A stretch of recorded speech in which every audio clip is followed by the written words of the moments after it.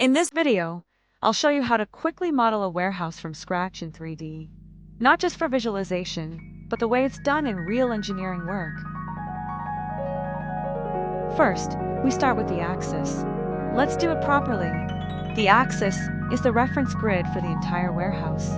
All structural elements are placed according to it.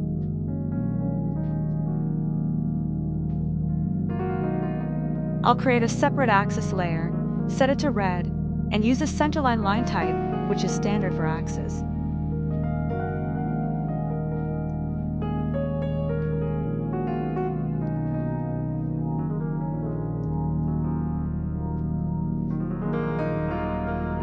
By setting the correct line type scale, the dashes and gaps become visible, and the center line doesn't look like a solid line anymore. Our axis grid is set to 6 meters for now. Later, we'll adjust it according to the required distances for forklift dimensions. The axis grid is done. Now it's time to place the columns. For this warehouse, I choose 300 by 300 millimeters concrete columns. I want to highlight that this column size is my design choice at this stage.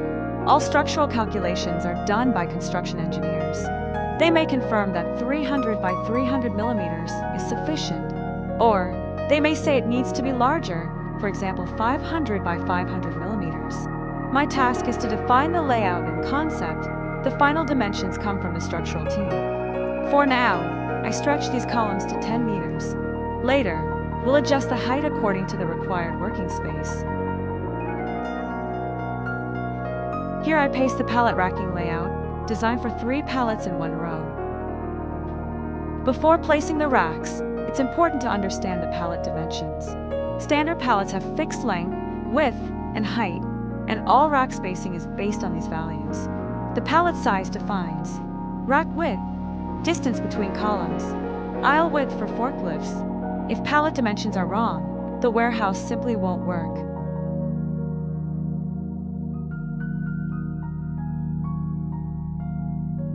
First, let's quickly add a dimensions layer.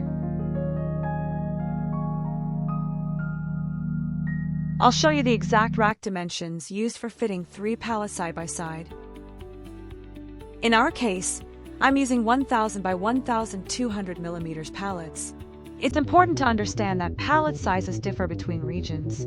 In Europe, the most common pallet is a Euro pallet, sized 1200 by 800 millimeters.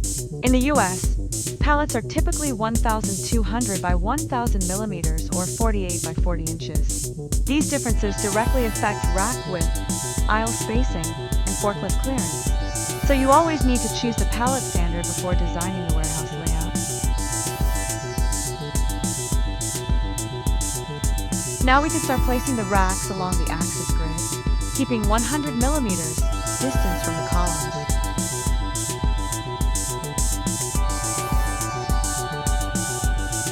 Then I simply copy and paste the racks along the axis.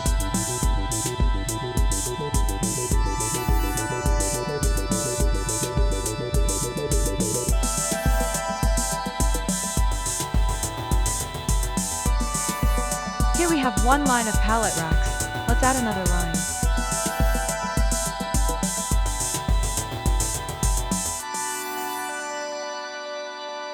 One very important point. The distance between pallet racks must never be smaller than the forklift turning radius. If this distance is too small, the forklift won't be able to turn, load, or unload pallets safely. That's why aisle width is always defined by the forklift type and its turning radius, not by how many racks you want to fit into the building. Different forklifts need different aisle widths. Some require smaller gaps, others larger ones. That's why it's important to know which vehicles will operate in the warehouse. In this case, I set the column spacing to 7 meters, so we'll need to adjust the grid lines, and that's completely fine at this stage.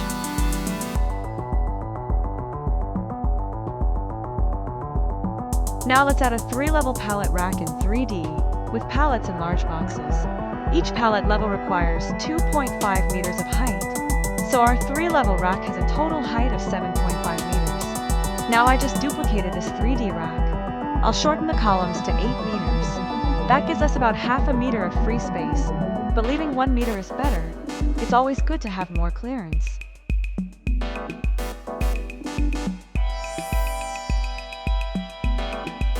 Now let's copy our 3D rack to the other side of the aisle. We have one aisle done.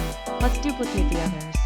I simply copy all the left and right racks together with the columns, using the axis as a reference point. With all products in place, we can now create the roof construction. This is purely for visualization purposes. A simple guideline is to raise the roof by approximately 1/10 of the axis span. Based on that, we can draw a roof profile that gives a believable slope without going into structural calculations. So I'll just place a profile with a height of 0.8 meters, and then add the leading profiles. When it comes to roof construction, there are several common options. For industrial and warehouse buildings, we usually keep things simple and efficient. The most common solution is a steel frame with beams and purlins, finished with sandwich panels or metal sheets. Another option is a truss-based roof, which allows for larger spans and fewer columns. In some cases, you'll also see reinforced concrete roof slabs, especially in multi-story or heavy-load buildings. For this model, I'm not designing the exact structure. I just want a roof that looks realistic and helps with spatial visualization. One section is done, so let's copy it and complete the entire warehouse with roof construction.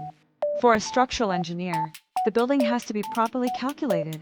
That means defining the loads acting on the floor, for example, the weight of forklifts driving through the warehouse, and the rack loads when they are fully stocked. Now we'll add simple walls. This is just for visualization, so we'll keep it quick and clean. Warehouse walls are usually kept simple and functional. In most cases, they're made from sandwich panels or metal cladding mounted on a steel frame. The main purpose of these walls is enclosure and insulation, not structural load bearing. They protect the building from weather, help control temperature, and improve energy efficiency. Openings for gates, doors, and loading docks are planned early, so the wall system works together with the warehouse layout. For this model, I'm keeping the walls basic, just enough to clearly define the space and support the overall visualization.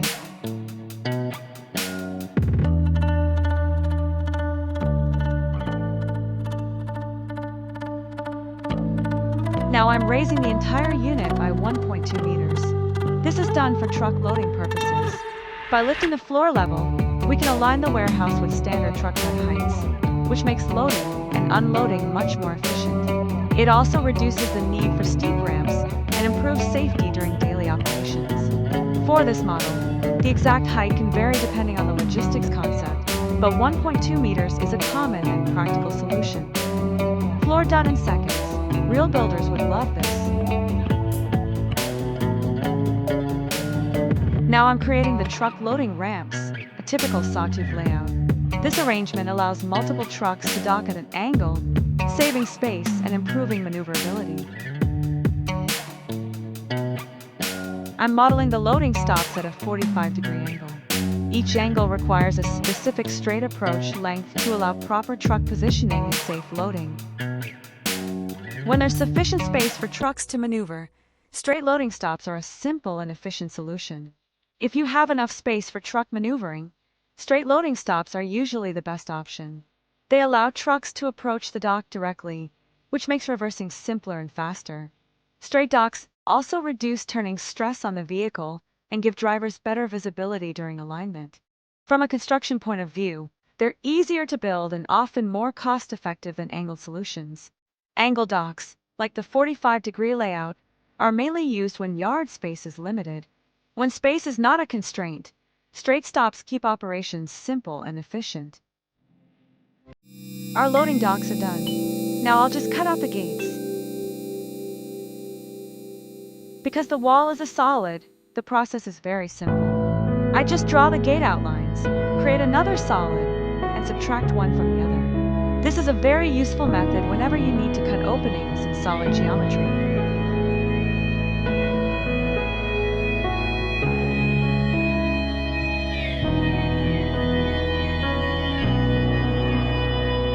the solid we used to subtract from the wall. This solid needs to be modeled correctly. If you make a mistake in the dimensions, you usually have to redraw it from scratch. So it's a good idea to make copies or double-check everything before subtracting.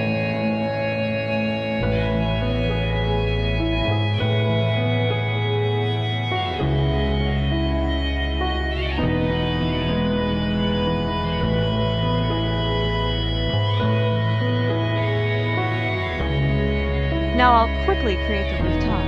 I copy the existing roof elements, rotate them to match the drawing axis, and then draw a polyline so I can stretch everything to the required size. You can see that this roof looks a bit wavy. That's because the structure is very lightweight, with shorter spans between the columns. If we increase the column spacing, for example, from 7 meters to 13 meters, the structural elements would need to be heavier. In that case, the roof would have fewer waves, but each beam would be much stronger. So it's always a balance: lighter construction with more repetition, or heavier elements with longer spans and a cleaner roof line. From the top view, we can see that a worker can't reach all aisles. To fix this, we need to remove some racks so people can move easily from one aisle to another. And now I measure the distance from the wall to the rack to make sure there's enough space for driving.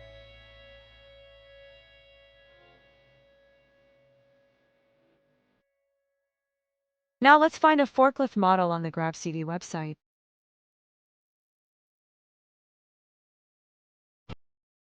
Here we have two 3D forklift models. I don't like the blue one. It's not correctly scaled. The gray-blue model, on the other hand, matches real dimensions much better. When you download models from GrabCD, you always need to check the scale of the part. Models can look fine visually, but still be completely wrong in size. For this forklift, I decided to verify the dimensions using real forklift specifications from the internet, and then compare them with the model. Once you've chosen the correct forklift, the next step is to check its turning radius. This is important because the turning radius defines how much space the forklift needs to maneuver inside the aisles. Different forklift sizes have very different turning requirements, and that directly affects aisle width and layout design. By using the real turning radius, we can make sure the warehouse layout is practical and not just visually correct.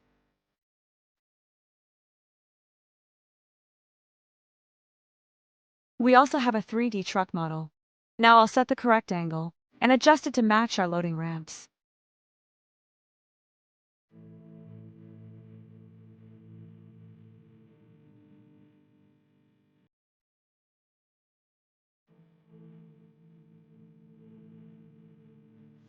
So step by step, we built this warehouse with rack aisles entirely from scratch.